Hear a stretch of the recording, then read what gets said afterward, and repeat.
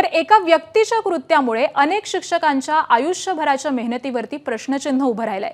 ज्ञानार्जनाचा ध्यास घेऊन सुरू झालेला लातूर पॅटर्नचा प्रवास आज स्पर्धा, पैसा आणि संशयाच्या वळणावरती येऊन ठेपलाय।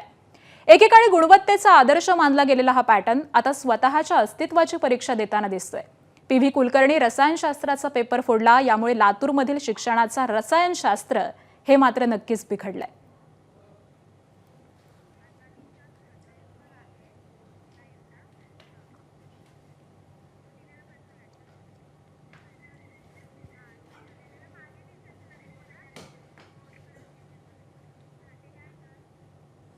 आणि याच सगळ्या संदर्भामध्ये आपण चर्चा करूयात। आमचे लातूरचे प्रतिनिधी निशांत भद्रेश्वर सध्या आपल्या सोबत आहेत। निशांत, खरं तर हमखास यशाचा गुरुमंत्र अशी या लातूर पॅटर्नची ओळख आहे, पण अलीकडच्या या काही घटना पाहिल्या तर त्याला कुठेतरी गालबोट लागतंय का असं चित्र दिसून येत आहे। त्यामुळे एकूणातच लातूरकरांची आणि शिक्षण क्षेत्रातले जे तज्ञ मंडळी आहेत त्यांची नेमकी काय भावना आहे, का नेमकं हे सगळं बदलत गेलंय?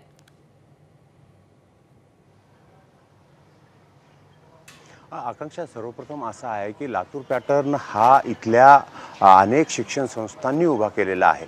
मात्र तो लातूर पॅटर्न हळूहळू इथले जे ट्युशन चालक आहेत किंवा खाजगी शिकवणी चालक आहेत त्यांच्याकडे तो शिफ्ट झाला आणि त्यामुळे याच्यातली जी गल्लत आहे ती मोठ्या प्रमाणात केली जाते। लातूर पॅटर्न डेव्हलप केलेली जी सुरुवात झालेली आहे तो 1980-82चा काळ आहे। त्यावेळेसपासून हा पॅटर्न हळूहळू डेव्हलप केला झाला। याच्यामध्ये जे 8वी 9वी 10वी पासूनचे तयारी करून घेऊन 10वीला जे टॉपर आलेले आहेत त्या काळातली ती सर्वजण लातूरचे आहेत आणि त्यानंतर 11वी 12वीचं जे महाविद्यालयीन शिक्षण आहे त्यासाठीही मोठ्या प्रमाणात मेहनत केली गेलेली आहे।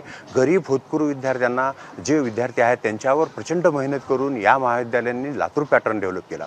मात्र नंतर या पॅटर्नकडे अनेक जणांचा ओढा आला, ॲडमिशनसाठी इथं गर्दी होऊ लागली। मात्र महाविद्यालयातील जागा कमी असल्याकारणानं खाजगी क्लासेसकडे त्यांचा ओढा गेला।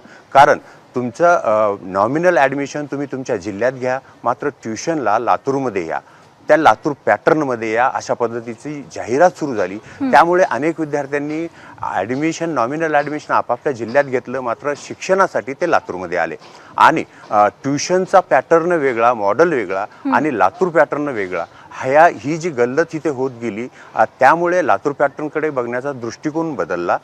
मात्र एज्युकेशनचा जो लातूर पॅटर्न आहे तो आजही सातत्यानं कायम आहे। त्यामध्ये केशवराज विद्यालय असेल, देशी केंद्र विद्यालय असेल, अहमदपूरचं महात्मा गांधी विद्यालय असेल, हे पहिल्यापासून त्यामध्ये अग्रेसरच आहेत आणि 11वी 12वीसाठी दयानंद कॉलेज असेल किंवा शाहू महाविद्यालय असेल यांचा आजही त्या पॅटर्नचे सिस्टीम राबवण्यामध्ये मोठा हातभार आहे। मात्र ही जी गल्लत झाली त्या गल्लतीमुळे इथे अर्थकारण आलं आणि त्यातून गुन्हेगारी वाढली आणि आताचा जो प्रकार आहे पेपर फुटीचा, त्याच्या अगोदर झालेला ट्युशनमधल्या संघर्षातून अविनाश चव्हाण यांच्या खुनाचा, यामुळे या पॅटर्नकडे बघण्याचा दृष्टिकोन बदलला।